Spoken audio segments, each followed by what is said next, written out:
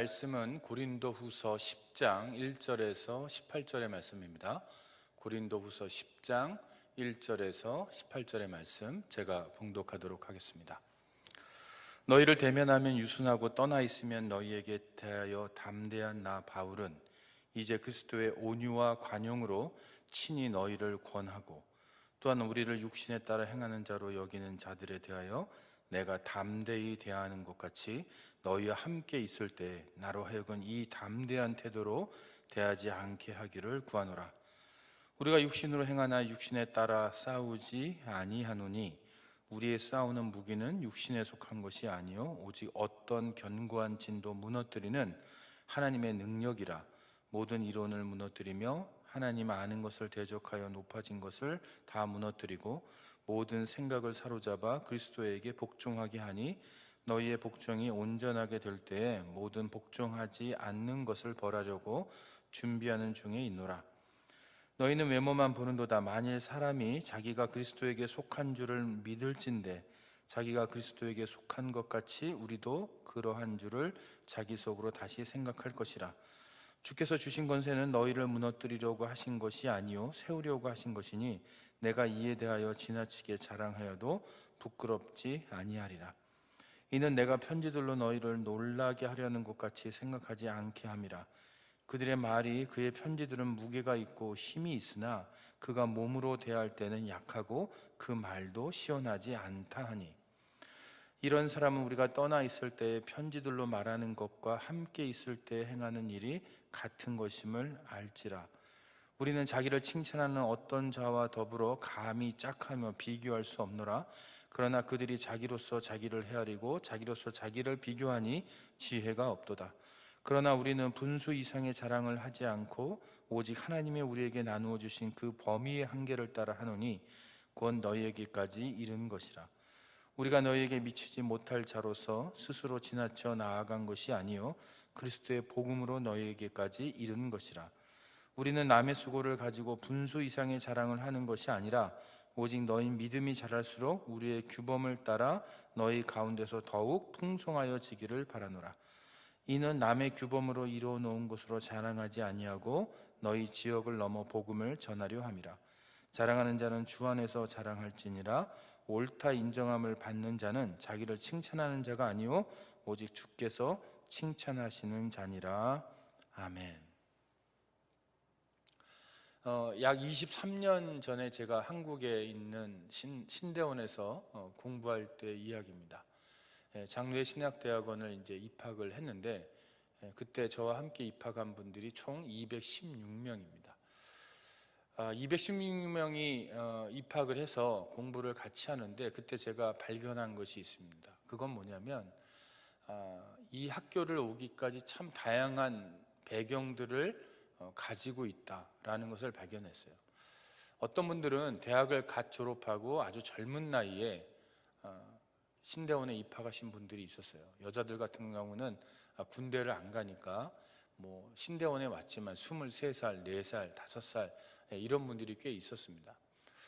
또 어떤 분은 전투기를 몰다 오신 분도 있고요. 또 어떤 분은 한의대에서 교수를 하시다 오신 분도 있고 어떤 분은 고등학교에서 수학을 가르치거나 영어를 가르치다 오신 분도 있고 어떤 분은 대기업에서 일을 하시다가 오신 분도 있어요. 어떤 분은 육군 대위로 근무를 하다가 제대를 하고 신대원에 들어오신 분도 계셨습니다. 또 어떤 분은 사업을 하시다 오신 분도 계셨어요. 아주 다양한 사회적 배경들을 가지고 있어요. 그래서 이런 분들이 한 교실에 모여서 수업을 하면 참 재미있는 현상들이 일어났던 기억이 납니다. 자, 그런데 저와 함께 공부했던 저희 동기 전도사님들, 그 당시에 전도사님들, 그 중에서 저에게 가장 인상 깊은 분이 한 분 계셨어요. 가장 독특한 이력을 가지신 분이셨습니다. 이분은 한국의 유명한 조직폭력배의 보스는 아니지만 뭐 넘버 3 정도 되는 그런 분이셨어요. 자, 조직폭력배 그리고 넘버 3, 감옥을 갔습니다. 감옥에서 이분이 예수님을 만나게 됐어요. 그래서 회심을 하시고 그 가운데서 성경을 읽으시고 가슴이 불타서 중년의 나이에 거의 40대 중후반 정도의 나이에 신학대학원에 입학을 했습니다. 아마 공부를 굉장히 열심히 하시고 오신 것 같았어요. 자, 그런데 이분이 이렇게 얘기를 하시더라고요. 자기는 마음이 뜨거워서 정말 하나님을 위해서 신학 공부를 해서 하나님의 일꾼이 되고자 해서 신대원에 왔는데 이제 합격자들을 놓고 그 교수님들이 인터뷰를 다 한 명씩 하는데 교수님들이 이런 말을 했다고 해요. 우리가 당신이 진짜로 변화된 것을 우리가 어떻게 알 수 있느냐? 우리가 그걸 확신할 수가 없다. 그런데 당신이 우리들에게 당신이 변화됐다는 것을, 정말로 변했다는 것을 옛날에 그 조직폭력배에 있었던 그런 모습이 아니고 진짜 예수를 만난 사람이라는 것을 우리에게 보여주어야 우리가 당신의 입학을 허락하겠다, 이렇게 제안을 했다라는 거예요. 그래서 당신이 변화됐다는 것을 어떻게 입증하냐면 한 학기 동안 학교 기숙사에 들어와서 생활을 모범적으로 해라. 그러면 당신이 변화됐다는 것을 그렇게 우리는 확인하고 영구 입학을 허락해 주겠다라는 조건부 입학을 했다라는 것입니다. 자, 성적은 충분했어요. 그런데 문제는 이분이 가지고 있었던 그 과거 때문에 교수님들도 이 전도사님을 믿지 못했어요. 그래서 이런 조건부 입학을 제시하고, 그래서 이 전도사님은 어쩔 수 없이 그 조건을 받아들였어요. 결혼을 해서 가정이 있는 몸인데도 불구하고 학교 기숙사에 들어와서 한 학기 동안 기숙사 생활을 하면서 모범적으로 기숙사 생활을 했고, 또 신대원 3년 동안 공부를 열심히 잘 하셔서 잘 졸업하시고 지금 현재는 교도소 사역을 아주 열심히 잘 하고 계십니다. 자, 그런데 이분이 이 얘기를 우리 학생들한테, 동료 학생들에게 얘기를 해주실 때 그분이 느끼는 그 씁쓸함, 그거를 제가 느낄 수 있었어요. 이게 정말 이분은 사명을 받아서 하나님의 부르심을 받고 신대원에 왔는데 신학교 교수님들이 이분을 못 믿는 거죠. 그래서 조건부 입학을 시키는 그런 환경, 그런 상황 속에서 이분의 그 씁쓸함. 자, 그런데 이분보다 더 씁쓸함을 느끼는 한 분이 또 계십니다. 그게 누구냐면 바로 사도 바울이에요. 자, 우리가 사도 바울을 존경하죠. 그런데 사도 바울에게도 어두운 과거가 있었어요. 우리가 아는 것처럼 교회를 핍박했고, 또 예수 믿는 자들을 죽음에 넘기우는 것을, 죽이는 것에 대해서 동의했던 사람이 바로 사도 바울입니다. 그런데 어느 날 갑자기 예수님을 만나고 변화돼서 예수님의 복음을 전하고 다닐 때 많은 사람들이 사도 바울을 믿지 않았어요. 그리고 의심했어요. 저 사람이 저렇게 변화된 척을 하고 오히려 교회를 다 몰살을 시키기 위해서 저렇게 하는 거다라고 생각하는 사람들이 있었다라는 것입니다. 또한 동시에 교회 지도자들이 사도 바울을 굉장히 시기했어요. 저 사람은 예수님을 직접 만난 적도 없고 교회를 핍박했던 사람인데 어떻게 저 사람이 사도지? 저 사람이 사도면 나도 사도가 될 수 있는 거 아니야? 그래서 교회 리더들이 끊임없이 사도 바울을 깎아내리고 사도 바울을 공격하고 사도 바울이 사도라는 것을 부정하려는 그런 시도를 굉장히 많이 했다라는 것입니다. 그래서 사도 바울에 대한 핍박은요, 물론 교회 밖에서도 많이 들어왔지만 진짜 사도 바울이 받았던 핍박은 사실은 교회 안에 있었어요. 끊임없이 사도 바울의 사도성을 부정하는 그런 일들이 어디서나 발생했다라는 것입니다. 자, 우리가 지금 고린도 후서를 읽었어요. 고린도 교회의 상황은 어땠을까요? 똑같았어요. 고린도 교회 가운데도, 고린도 교회 가운데 사도 바울이 엄청난 역할을 했습니다. 정말로 그 교회 가운데 그들을 세워주고 양육하는 그런 아버지, 영적인 아버지 역할을 했음에도 불구하고 고린도 교회 안에서도 사도 바울의 사도성에 대해서 부정하는, 의심하는 그런 기류들이 굉장히 강했다라는 거예요. 그래서 사도 바울은 어느 교회를 가든지 이런 공격이 있었기 때문에 끊임없이 자신의 사도성을 입증했어야 돼요. 변호했어야 돼요. 이것을 위해서 변론해야 되는 그런 어려운 상황이 있었어요. 아까 제가 말씀드렸던 그 조직폭력배에 있다가 변화돼서 예수를 믿고 신대원에 왔던 그분처럼 사도 바울도 끊임없이 자신이 변화됐다라는 것, 그리고 자신이 정말로 예수 그리스도로부터 사도로 부름받았다라는 것을 계속해서 입증을 해야만 하는 그런 어려운 상황이 계속해서 반복됐다라는 거예요. 그렇기 때문에 진짜 사도 바울의 적은요, 교회 밖에 있었던 게 아니에요. 사실은 교회 안에 사도 바울에 대해서 질투하고 시기하는 많은 사람들이 사도 바울을 공격했어요. 지금 우리가 고린도후서를 묵상하고 있는데 오늘 읽었던 10장부터 13장까지의 내용이 결국 사도 바울이 이런 공격에 대해서 자기 자신을 변론하는 내용이 들어가 있습니다. 자, 고린도후서 전체요. 나라는 1인칭 관계 이 명사, 대명사, 나라는 단어요. 나라는 단어가 총 헬라어로 239번이 나와요. 239번. 자, 고린도후서 전체에서 239번이 나오는데 오늘 읽었던 고린도후서 10장부터 13장까지 이 짧은 구간 안에 나라는 단어가 147번이 나와요.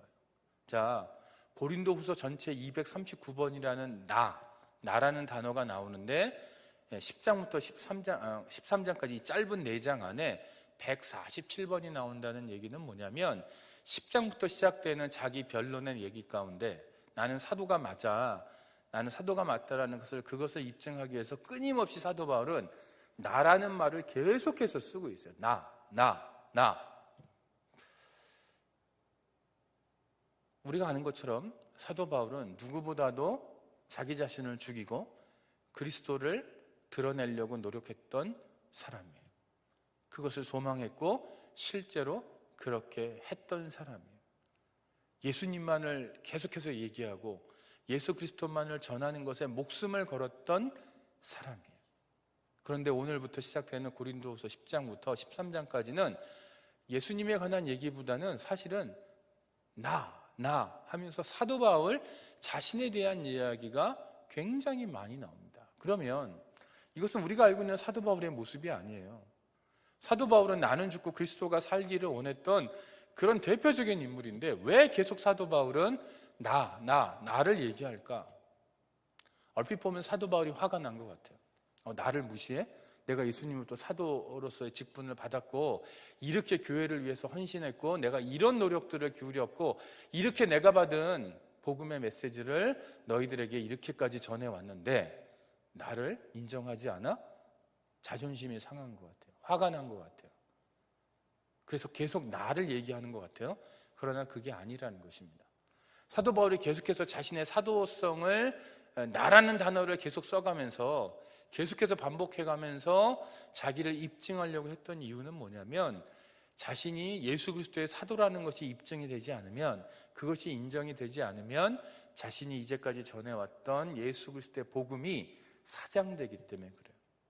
그게 무너지기 때문에 그래요. 그러니까 사도 바울은 자기를 지키기 위해서 나를 얘기하는 게 아니고요, 자기의 자존심을 세우고 자기의 위신을 세우고 자기의 권위를 세우기 위해서 나를 얘기하는 것이 아니고 이제까지 자신이 목숨을 걸고 증거해왔던 예수 그리스도의 복음, 그 복음의 위상을 지키기 위해서 사도 바울이 자신에 대한 이야기를 끊임없이 하고 있다라는 거예요.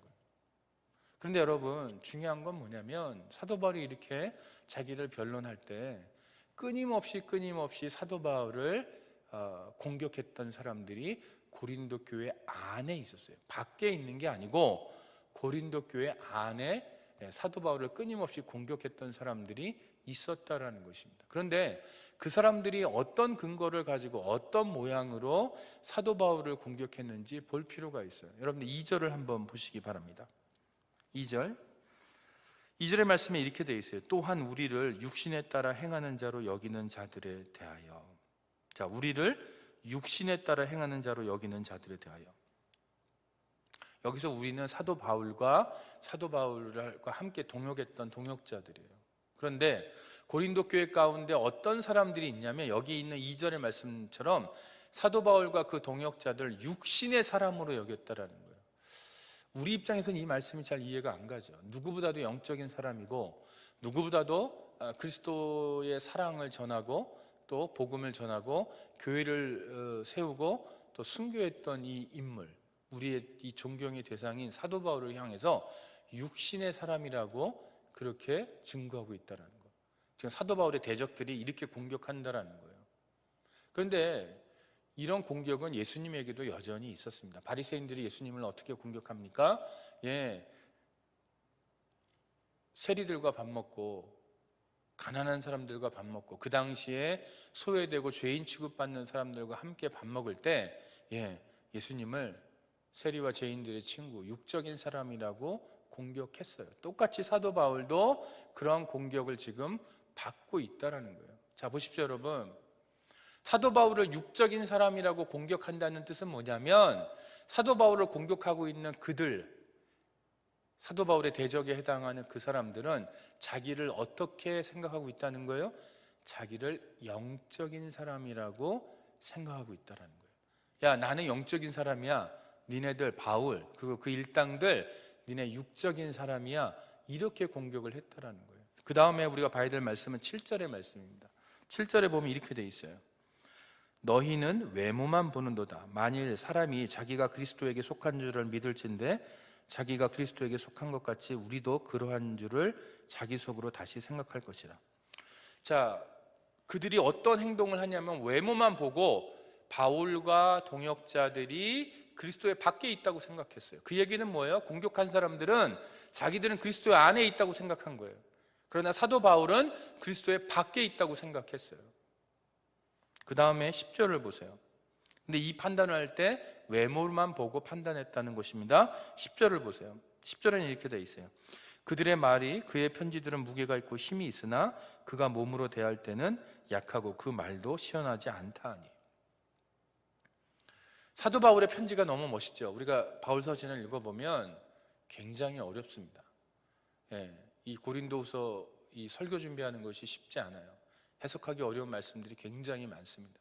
그만큼 사도 바울의 편지는 심오하고 복음의 깊은 내용들을 담고 있어요. 하나님에 대해서, 예수 그리스도에 대해서, 성령에 대해서, 교회에 대해서, 또 구원에 대해서 정말 우리들에게 심오한 것들을 알려주는 그런 내용입니다. 그 편지들이 힘이 있어요. 그런데 사도 바울을 공격하는 사람들이 그 편지를 읽고 사도 바울을 존경하는 게 아니고 그 말씀대로 살고자 그 말씀에 그 편지 내용에 대해서 아멘으로 화답하고 그 말씀에 엎드려서 정말 하나님의 뜻대로 살기를 원하는 게 아니고 사도 바울의 외모를 보고 또 사도 바울이 직접 왔을 때 그 말이 편지만큼 힘이 없다는 것을 보고 사도 바울을 무시하고 있다는 거예요. 자, 여러분들 보십시오. 교회 안에서도 누군가를, 교회 리더들을 비판하고 비난하는 분들을 만날 때가 있어요. 근데 거기서 발견하는 게 뭐냐면 이건 공통점입니다. 강점을 보고 칭찬하는 게 아니고 항상 약점을 보고 비난해요. 강점을 강점대로 인정하고 약점을 약점대로 인정하는 게 아니고 강점은 무시하고 약점만 보고 비난하고 비판한다는 거예요. 지금 사도 바울을 향해서도 동일한 현상이 일어나고 있습니다. 사도 바울을 비난했던 사람들이 그 편지가 힘이 있어요. 그 편지가 힘이 있고 하나님의 계시의 말씀들을 담고 있어요. 그러면 존경해야죠.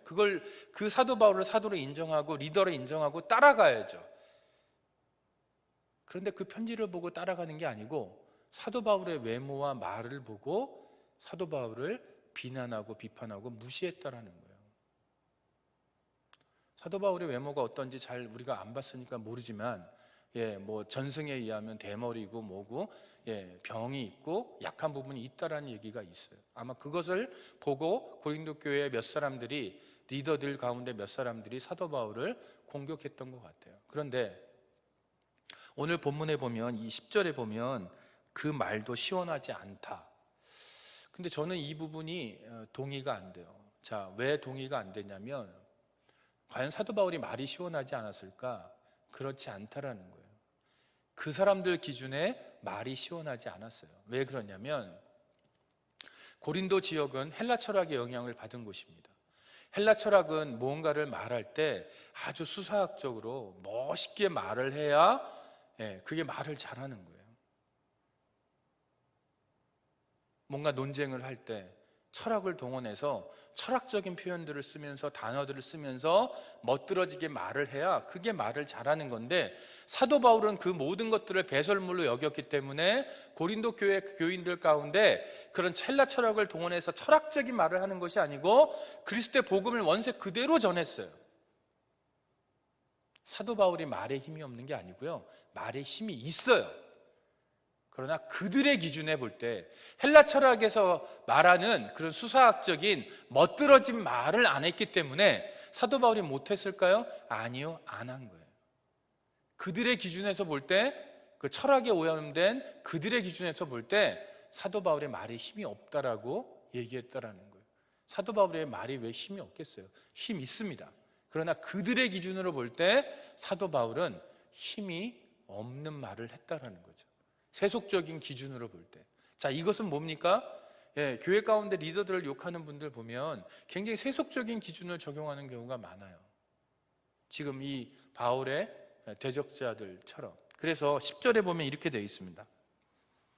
12절을 보겠습니다. 12절에 보니까 이렇게 되어 있어요. 우리는 자기를 칭찬하는 어떤 자와 더불어 감히 짝하며 비교할 수 없노라. 그러나 그들이 자기로서 자기를 헤아리고 자기로서 자기를 비교하니 지혜가 없도다. 자, 여러분들, 자기를 칭찬한대요. 누가요? 사도 바울의 대적들이, 사도 바울의 사도됨을 부정하는 사람들이 자기가 자기를 칭찬해요. 그런데 그 칭찬하는 기준이 뭐냐면 이렇게 돼 있어요. 그들이 자기로서 자기를 헤아리고 자기로서 자기를 비교한다. 그 얘기는 뭐냐면 자기가 자기를 칭찬할 수 있는 기준들을 미리 마련해 놓고 그 스탠다드를 가지고 자기가 자기를 칭찬한다는 거예요. 다시 말해서 자기 소견에 오른 대로 자기가 자기를 칭찬하고 자기 소견에 오른 대로 사도 바울을 정죄하고 있다는 거예요. 이게 바로 사도 바울의 대적자들의 모습이었어요. 자기만 영적이고 자기만 그리스도의 안에 있고 자기만 똑똑하고 잘나고 자기만 말을 잘하고 자기만 칭찬받을 만한 사람이라는 자기만의 기준, 자기만의 기준을 가지고 사도 바울을 지금 비난하고 있다는 거예요. 이런 일들은 오늘날 교회 가운데서도 얼마든지 일어납니다. 여러분들이 누군가를 비판하고 있다면 그 비판하는 장면들을 한번 보십시오. 어쩌면 이렇지 않습니까? 자기만의 기준을 가지고 자기에 대해서는 칭찬하지만 자기 기준으로 자기를 칭찬할 수 있는 아주 왜곡된 기준을 가지고 있는 거죠. 그리고 남에 대해서는 비판할 수 있는 왜곡된 기준을 가지고 있기 때문에 자기를 칭찬하고 다른 사람을 비난하는 데 있어서 자유로운 사람들이 있었다라는 거예요. 그러면 사도 바울은 이런 사람들에 대해서 어떻게 했느냐? 이스라엘 사람들과 싸웠어요. 그래서 3절과 5절에 보면 이렇게 돼 있어요. 3절부터 5절에 이렇게 돼 있습니다. 우리가 육신으로 행하나 육신에 따라 싸우지 아니하노니 우리의 싸우는 무기는 육신에 속한 것이 아니요 오직 어떤 견고한 진도 무너뜨리는 하나님의 능력이라. 모든 이론을 무너뜨리며 하나님 아는 것을 대적하여 높아진 것을 다 무너뜨리고 모든 생각을 사로잡아 그리스도에게 복종하게 하니. 여러분, 하나님의 능력으로 싸우면 됩니다. 내가 육신을 입고 살고 있지만 육신대로 싸우지 않고 하나님의 능력으로 싸우겠다라고 사도 바울이 얘기해요. 근데 그 하나님의 능력은 뭐냐면 모든 이론을 파하고 하나님을 아는 것을 방해하고 회방하고 대적하는 것, 모든 높아진 것을 다 무너뜨리는 하나님의 능력, 이것을 가지고 싸우겠다라는 거예요. 자, 그런데 여러분, 제가 아까 그랬어요. 고린도후서에 나라는 단어가 239번이 나오는데 고린도후서 10장부터 13장 사이에 이 4장 가운데 나라는 단어가 147번이 나온다고 그랬어요. 엄청나게 나라는 단어가 많이 나오죠. 자, 하나님의 능력으로 싸우겠대요. 근데 정작 바울은 나를 얘기해요. 자기 자신에 대해서 얘기하고 있다는 거예요. 그리고 심지어 자랑도 해요. 오늘 본문 가운데도 사도 바울이 자랑하겠다라는 거예요. 근데 뭘 자랑하느냐라는 거예요. 사도 바울의 대적들은 자기들을 자랑했어요. 우리는 구원받았어. 우리는 그리스도 안에 있어. 우리는 영적인 사람이야. 우리는 똑똑해. 말을 잘해. 너는 편지만 그럴싸하지. 너는 외모도 볼품없고 말을 못하지. 우리는 외모도 좋고 말을 잘해 라고 자랑하고 있는 그들이에요. 근데 그들을 향해서 사도 바울은 나를 얘기하지만 실제로 나를 얘기하는 것이 아니고 하나님께로부터 받은 것들, 복음, 그 사랑, 그 십자가의 능력을 가지고 이들과 싸우겠다라고 얘기하고 있습니다. 여러분, 우리가 교회 일을 하다 보면 사도 바울과 같은 상황에 들어갈 때가 참 많이 있어요. 이유 없는 비난을 당합니다. 억울함을 느낄 때가 있죠. 잠을 못 잘 때가 있습니다. 내가 왜 교회 일을 하는데, 내가 왜 하나님의 일을 하는데 이런 소리를 들어야 되지? 이럴 때가 분명히 있어요. 그런데 그때 중요한 게 뭐냐? 사도 바울의 모습. 우리가 하나님의 능력으로, 육신대로 싸우는 것이 아니고 하나님의 능력으로 나아가는 그 모습. 근데 그 하나님의 능력은 하나님의 복음, 사랑, 십자가라는 것. 그것을 지키기 위해서 내 얘기를 한다라는 것. 나를 지키기 위해서 사도 바울이 내 얘기를 한 게 아니고 그리스도의 복음을 지키기 위해서 내 얘기를 했다라는 거예요. 이게 우리가 배워야 될 모습이고, 또 하나, 또 다른 면으로는 여러분들이 과연 누군가를 지금 비난하고 있고, 저 사람은 영적이지 않아, 저 사람은 그리스도의 밖에 있는 것 같아, 저 사람은 뭔가 이거는 좀 잘하는 것 같은데 나머지는 엉망이야 라고 비판하고 있다면, 여러분, 그 기준이 무엇입니까? 그러면서 여러분 스스로를 높이고 있지 않습니까? 그렇다면 여러분은 여러분 나름대로의 기준, 하나님의 기준이 아니고 여러분 자신만의 기준으로 그 사람을 비난하고 있을 가능성이 굉장히 높아요. 그렇다면 사도 바울의 대적자들이 하나님 앞에 범죄했던 것처럼 우리도 얼마든지 그런 범죄를 할 수 있다는 것에 대해서 우리가 경각심을 가질 필요가 있다는 것입니다.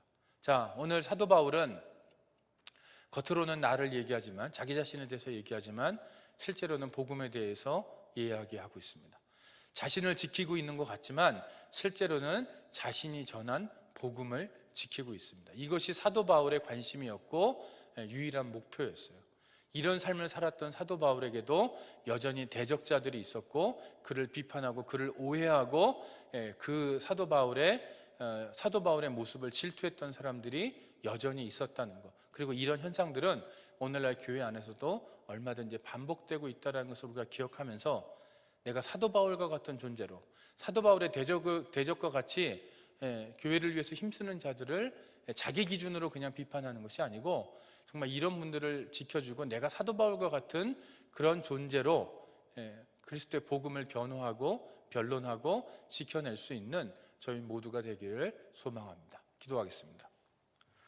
하나님 아버지, 우리가 하나님의 일을 하다 보면 또 사도 바울과 같이 억울한 일을 당할 때가 참 많이 있습니다. 그럴 때 우리가 다른 것을 기억하는 것이 아니고 하나님의 복음, 그것을 위해서 우리가 모든 것을 희생하고 나아가는 저희 모두가 되도록 인도하여 주시옵소서. 또한 우리가 누군가를 지금 비난하고 있다면 우리가 비난하는 그 기준이 과연 옳은 것인지, 하나님께로부터 온 것인지, 아니면 자기 나름대로의 기준인지를 돌아보고, 만약에 그것이 하나님의 기준과 거리가 먼 것이라면 기꺼이 그 기준을 포기하고 하나님의 기준을 잡을 수 있는 저희 모두가 되도록 인도하여 주시옵소서. 예수님의 이름으로 기도합니다. 아멘.